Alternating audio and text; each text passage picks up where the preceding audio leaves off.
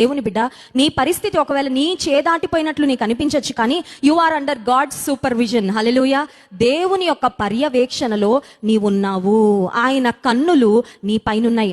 Isaiah chapter 49 verses 15 and 16, యెషయా గ్రంథం 49వ అధ్యాయము 15-16 వచనాల్లో ఒక శ్రేష్టమైన వాగ్దానము దేవుడు తన ప్రజలకు ఇస్తున్నాడు. చూడండి, యెషయా గ్రంథం 49వ అధ్యాయము 15-16 వచనాలు. స్త్రీ తన గర్భమున పుట్టిన బిడ్డను కరుణింపకుండా తన చంటి పిల్లను మరచునా, వారైనా మరచుదురు గాని నేను నిన్ను మరువను. చూడుము, నా అరచేతుల మీద నేను నిన్ను చెక్కి ఉన్నాను, నీ ప్రాకారములు నిత్యము నా ఎదుట ఉన్నవి. Last line. అన్ని ఈ 2 వచనాల్లో ప్రతి మాట అమూల్యమైనది, ప్రతి మాట మనకి ధైర్యాన్ని ఇచ్చేదే, ప్రతి మాట మనల్ని నిబ్బరంతో నింపేదే. కానీ ఈ సందర్భంలో ఆ లాస్ట్ లైన్ ఒకసారి మనం జ్ఞాపకం చేసుకుందాం. నీ ప్రాకారములు నిత్యము నా ఎదుట ఉన్నవి. Your walls are continuously before me.